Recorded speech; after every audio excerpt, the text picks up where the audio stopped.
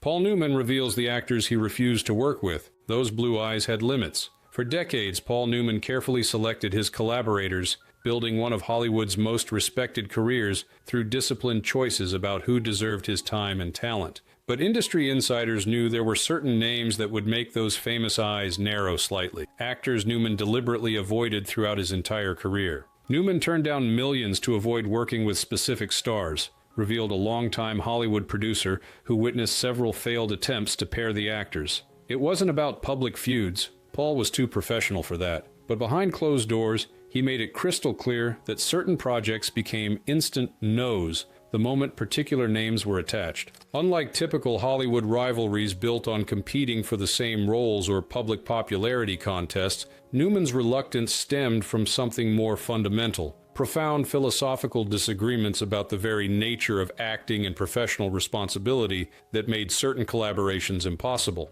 Tonight, we reveal the actors Paul Newman deliberately refused to work with throughout his legendary career, and the surprising alternatives that almost happened instead. From near-miss collaborations to dream pairings that died in development, these are the cinematic roads not taken because of Newman's unwavering professional principles. I tried very hard to put at least my version of Graziano on the screen. They accused me of imitating Marlon Brando. Marlon Brando, the brilliant chaos Newman couldn't accept. When film historians discuss the revolutionary changes in American acting during the 1950s, two names invariably dominate the conversation: Marlon Brando and Paul Newman. Both emerged from the actor's studio, both brought new levels of psychological realism to the screen, and both redefined what audiences expected from leading men. Yet despite their parallel trajectories and numerous opportunities, they never once appeared together in any film. These were the two titans of the method acting generation, noted film historian David Thompson. They were often up for the same roles in the 1950s, like On the Waterfront. But their approaches to the craft couldn't have been more different. Their contrasting methods created an unbridgeable divide. Brando was the explosive, unpredictable bad boy, relying on emotional instinct and raw talent. Newman was the sharper, more disciplined, beautiful boy, approaching each role with meticulous preparation and professional consistency.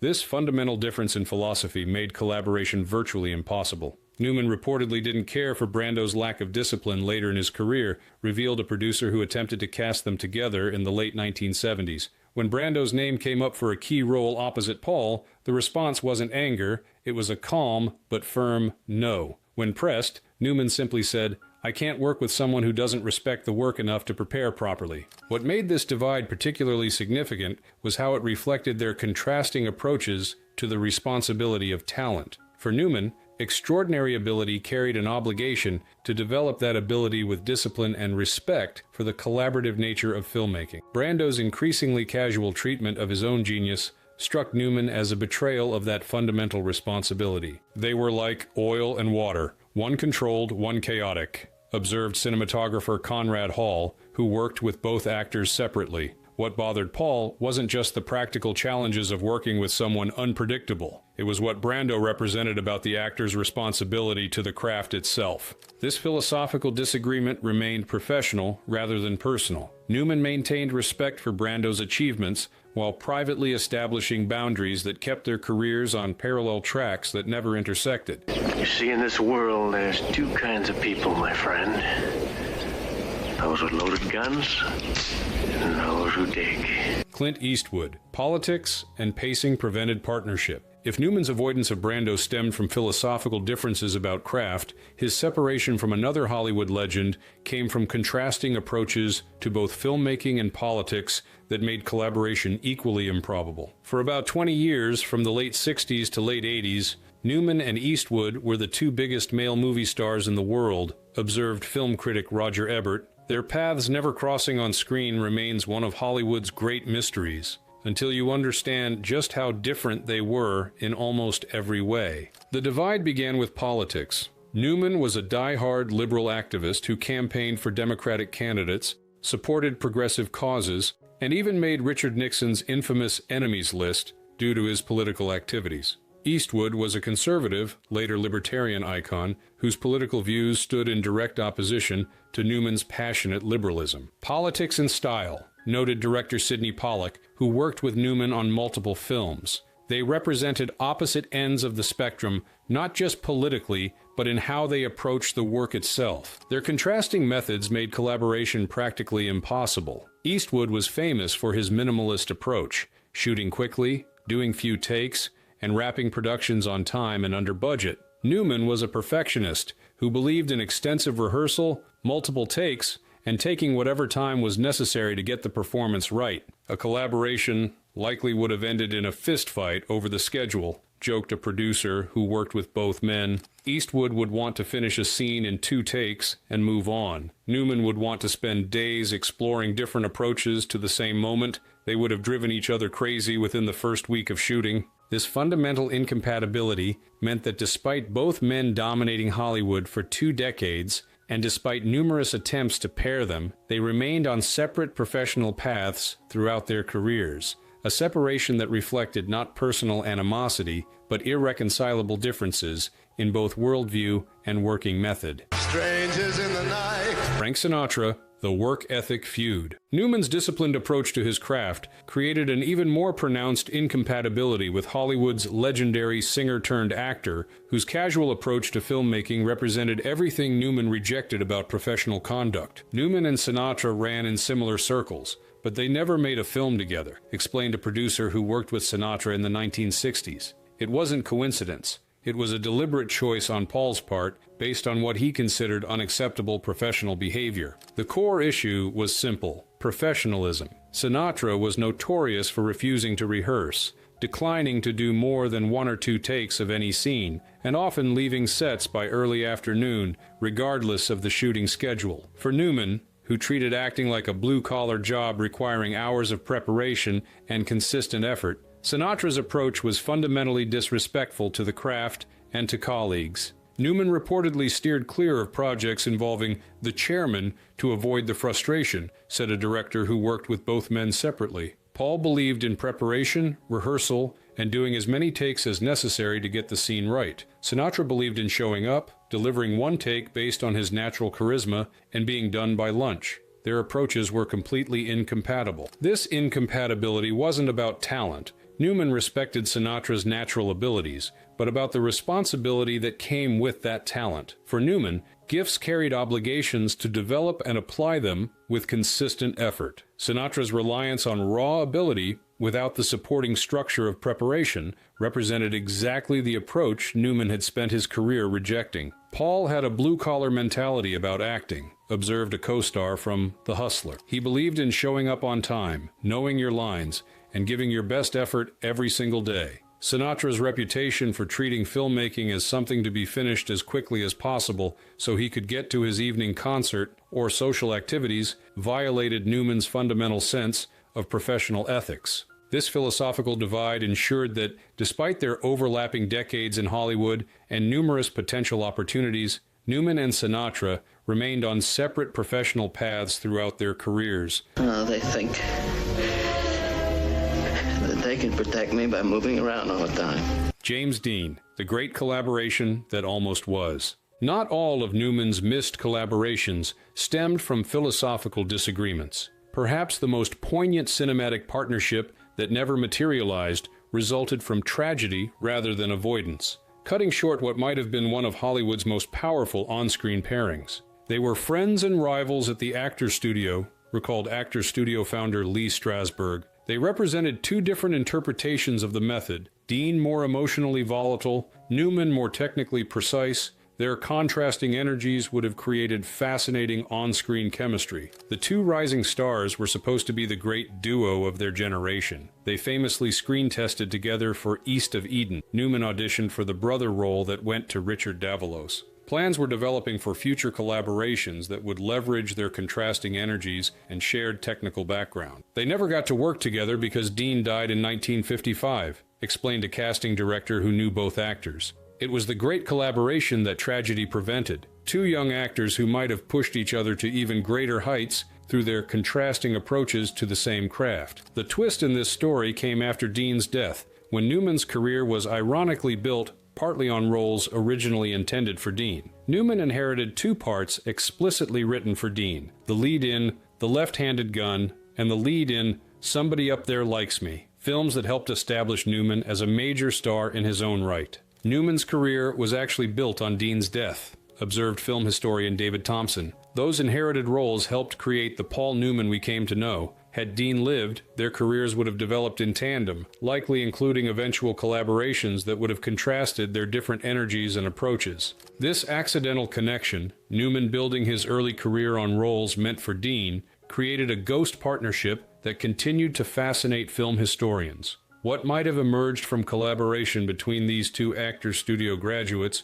with their contrasting interpretations of the method, remains one of Hollywood's great unanswered questions. And now all you have to do is hold the chicken. Jack Nicholson, the anti-heroes who never aligned. As Newman aged into his role as Hollywood's elder statesman, a new generation of stars emerged who might have created fascinating on-screen partnerships. None held more potential than Jack Nicholson, whose approach to anti-hero roles in the 1970s paralleled Newman's similar work in the previous decade. They were the defining anti-heroes of their respective decades, noted film critic Pauline Kael. Newman in the 60s with HUD and Cool Hand Luke, Nicholson in the 70s with 5 Easy Pieces and One Flew Over the Cuckoo's Nest. They redefined the American protagonist for different generations. Despite this thematic connection and several near-miss opportunities, they never appeared together on screen, a separation that resulted not from philosophical disagreement, but from the natural evolution of their careers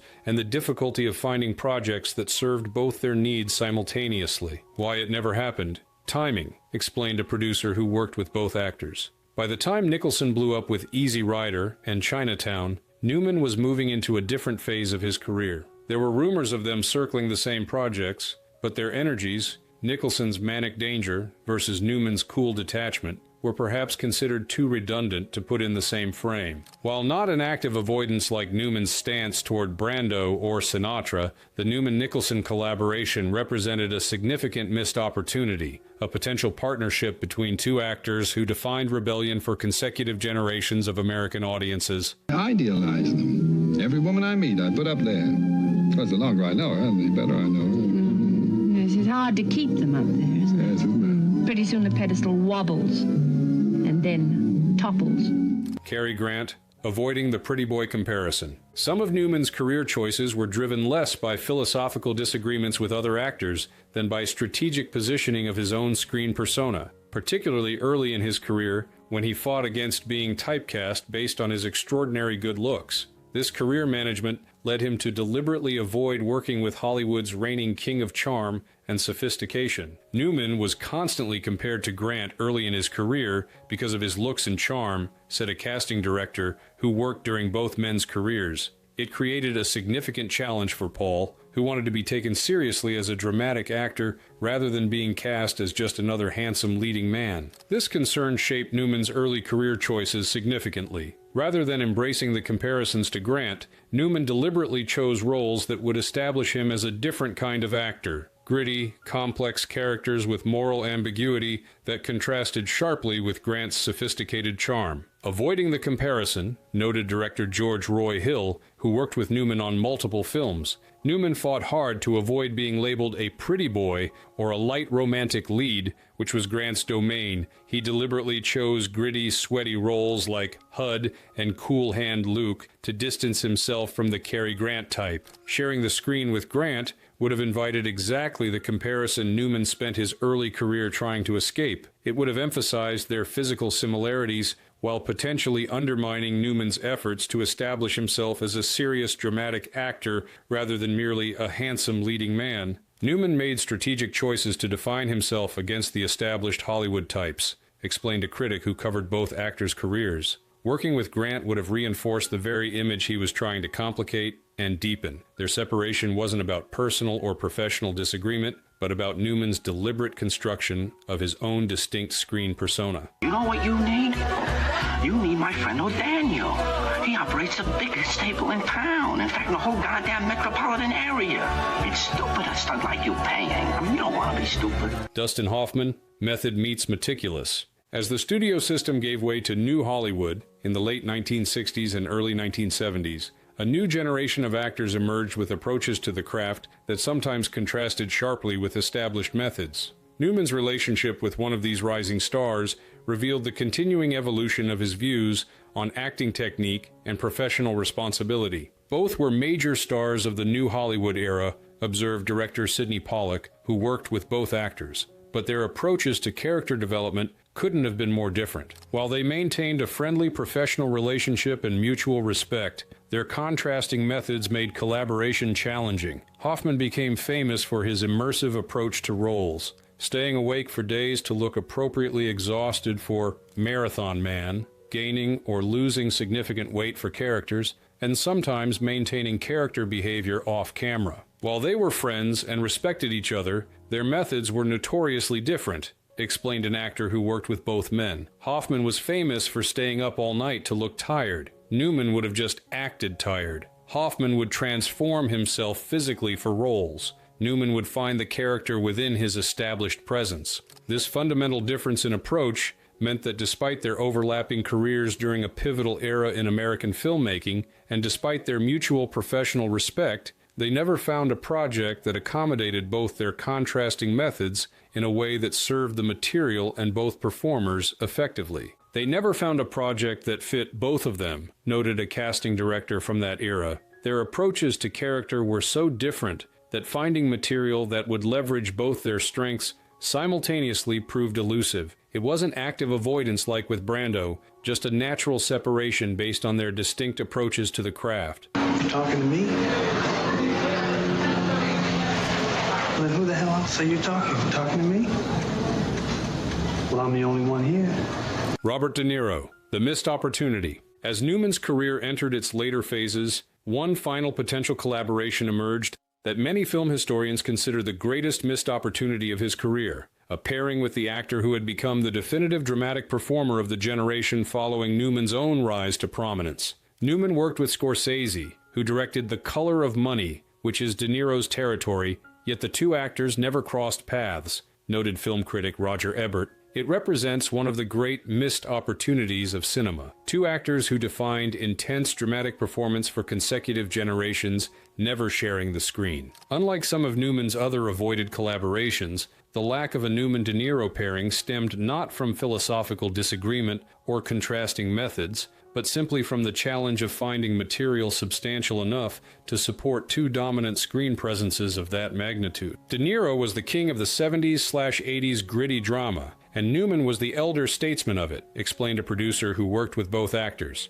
But they never found a script that required two dominant leads of that magnitude. The few projects developed for them suffered from the challenge of creating balanced roles that would serve both actors equally. This balance problem reflected the similar screen weight both men carried. Each was accustomed to being the gravitational center of their films, making equal partnership difficult to structure effectively. When The Color of Money paired Newman with the younger Tom Cruise rather than De Niro, it established a mentor/protege dynamic that worked narratively while avoiding the challenge of balancing two established dramatic forces. It's the collaboration cinema historians most regret never happening, concluded a film professor who studies both actors' careers. Not because of any missed opportunity to resolve tension or philosophical differences, but because two actors who represented the pinnacle of their craft in consecutive eras never had the chance to challenge and elevate each other's work through direct collaboration. As we examine Newman's career through the lens of these avoided collaborations